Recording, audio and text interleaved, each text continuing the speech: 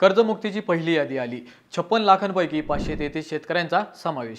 अहिल्यानगरमध्ये शून्य. राज्यातील लाखो शेतकरी ज्या कर्जमाफीच्या पहिल्या यादीची वाट पाहत होते ती अखेर जाहीर झाली आहे. पण या यादीने अनेक शेतकऱ्यांची निराशा केली आहे.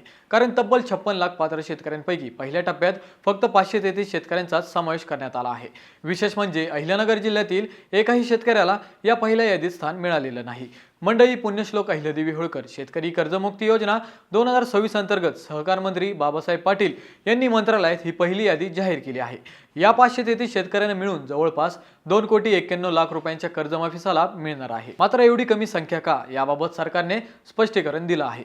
प्राप्तिकर भरणाऱ्या शेतकऱ्यांची माहिती अद्याप प्राप्तिकर विभागाकडून मिळालेली नसल्यामुळे सध्या फक्त जिल्हा मध्यवर्ती सहकारी बँकांकडून कर्ज घेतलेल्या पात्र शेतकऱ्यांची पहिली यादी जाहीर करण्यात आली आहे. उर्वरित लाभार्थ्यांच्या याद्या टप्प्याटप्प्याने प्रसिद्ध केल्या जाणार आहेत.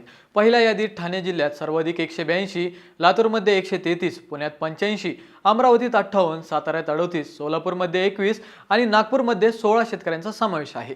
आता अहिल्यानगरसह उर्वरित जिल्ह्यातील लाखो शेतकऱ्यांचे लक्ष पुढील यादीकडे लागले आहे.